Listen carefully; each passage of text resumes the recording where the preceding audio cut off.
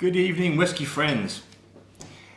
At the end of my fifth video, I thought that it might be nice to have a very quick rundown on the whiskies that I've reviewed so far. I was thinking that a lot of my videos have been a tad long. I'm a boring man who likes to talk and talk and talk and talk and talk, and probably the 13, 15 to 18 minute long videos have been too much for some people who would just like to know if this is a good whiskey. So I'm going to quickly run through the whiskies that I've reviewed so far in order of preference. How much do I like them? Well, reverse order. Dalwhinnie Winter's Gold. It is a nice whiskey. It is not a great whiskey. Often cheap in supermarkets. Do not serve frozen as they recommend. Lovely light color, bitter nose, quite a lot of smoke. To get the most out of this guy, insert a few drops of water. Nose comes alive. Fruit come out to play.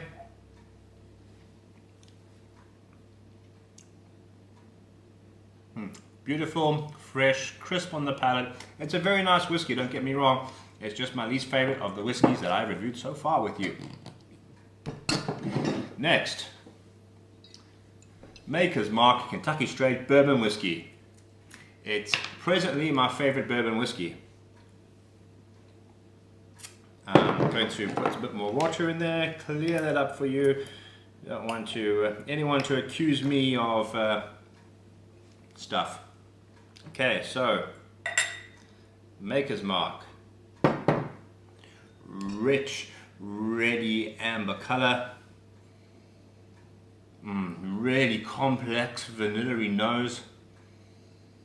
Worth remembering, bourbon is always matured in new oak barrels, so bourbons tend to be very sweet because they take a lot of sugars and vanilla from that fresh oak.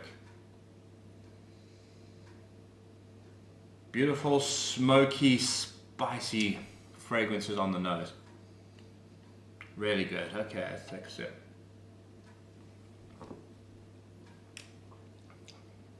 So, very traditional bourbon bitterness, very woody. Red fruit flavors. But it's savory, a lot more savory than you would expect given how sweet it is on the nose. Let's have a drop of water in it. It is improved by water, for sure. So nose doesn't change a lot, softened a bit.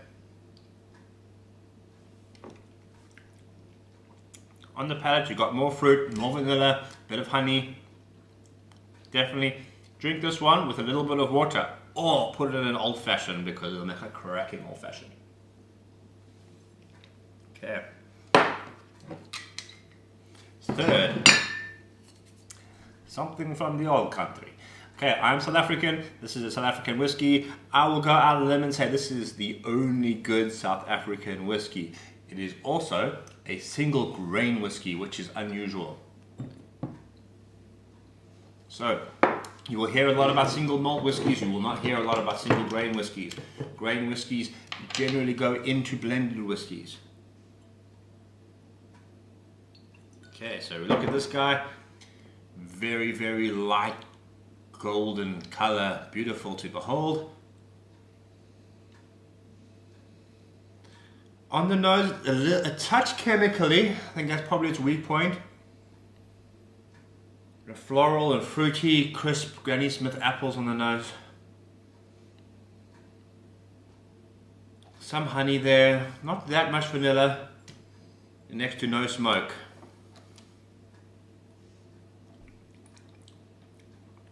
On the palate, it's very sweet. A lot of vanilla on the palate. It is somewhat bourbon-like in profile, but more subtle.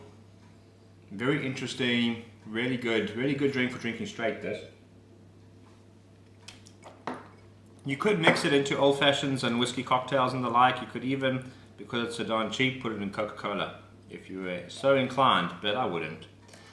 A little bit of water improves it somewhat. The nose starts to come alive. It's released all these different phenols. There's some more flowers in there, some more fruit. Maybe a hint of citrus, a tiniest touch of bergamot maybe, I don't know, but there's something going on there, something fruity.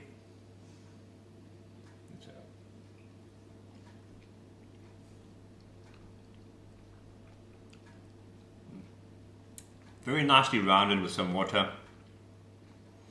Sweet, very sweet drink. Overall, a really easy drinking whiskey with hints of fresh fruit and spring and summertime, sunshine. It's a lovely thing. Do recommend that one. Something very different.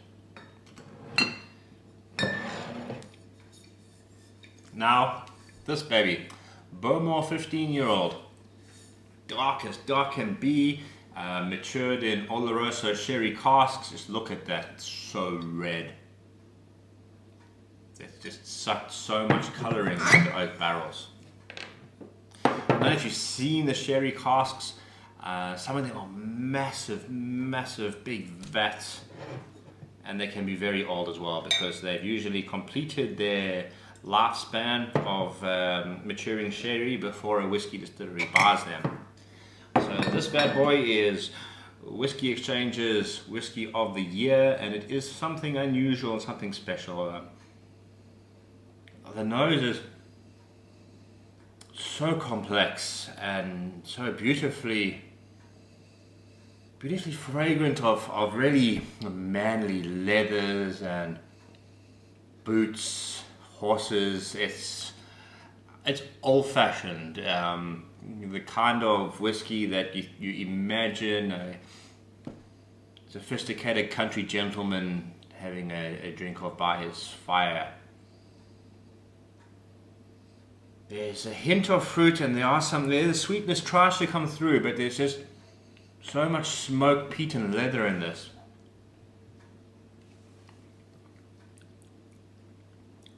Very tobacco-y on the palate. Definitely would go well with a cigar. A lot of gentlemen like to drink their whiskey with a cigar, and this is definitely the whiskey for that. Salty, would go well with dark chocolate too. But it's quite bitter. This is not something that everybody would like. I'm not going to put any water in this because it is not improved by water.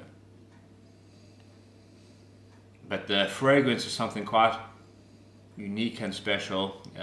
It's not my favorite single malt whiskey, but it's definitely special. You know you're drinking something unusual when you're drinking this.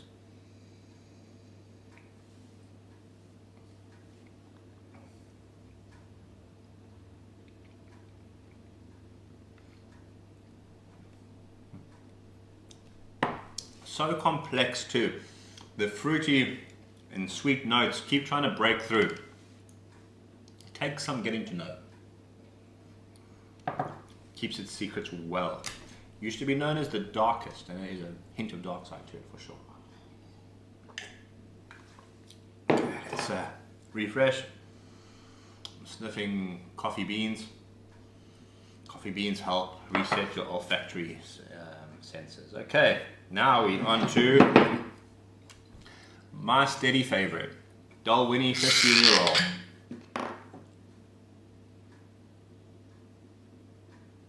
Okay, very traditional golden amber whiskey this. One of the famous classic malts, the classic six as they're sometimes referred to. Fruity on the nose, much less complex to the previous Bowmore. There's nothing wrong with that. Now this one, I'll tell you, I'll cheat a little bit. The nose performs spectacularly with a bit of water, but unfortunately the water does destroy the flavor. And the flavor is what this baby's all about.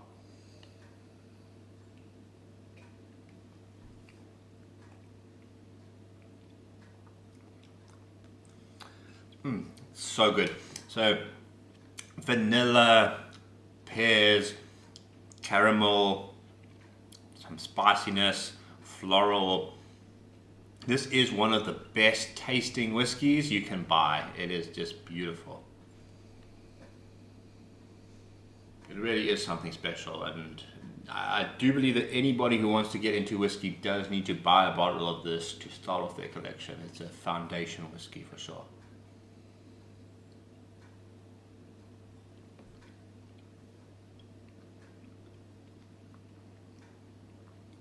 Very strong hints of pear. And pear is a lovely soft flavor.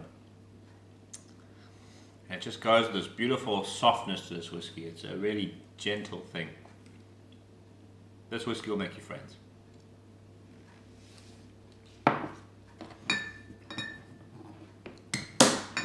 That was number 2. Now my favorite whiskey at the moment is the Annock Ruscan. The funny name is referring to a rake-like implement that is used for harvesting peat, and this is one of Annock's peated expressions. I'm a huge fan of Annock generally. The 12-year-old is one of my all-time favorite whiskies, and it is a whiskey that I recommend to people who are not familiar with drinking whiskey. They want to give it a try, but want to try something that gives whiskey its best shot at impressing them and winning them over. Clean my palate again, because this one is something special. Pour some.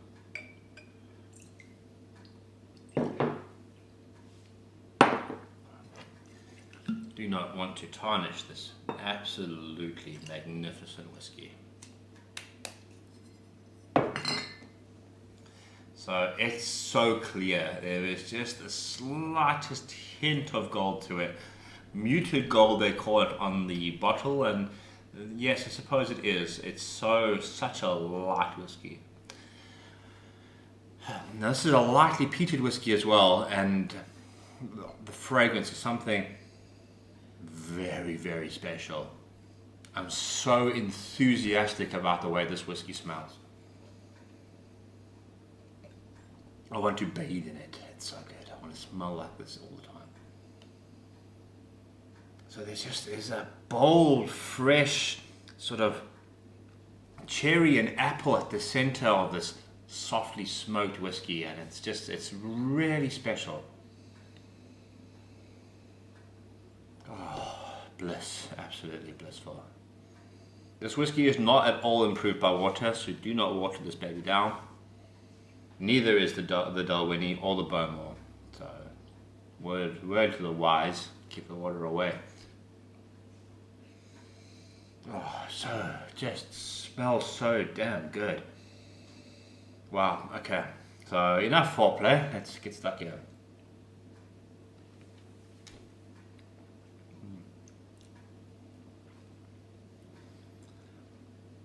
Oh, it's just working for me right now. The smoky woodiness that comes through. So smooth and so light, it's just effortless. It's for people who are not sure whether or not they really like a peated or smoky whiskey. This is for them. This is a whiskey that is the best of the smoky peaty expressions from Islay, with the best of the soft vanilla-y sweet whiskies from Speyside. It is something truly special.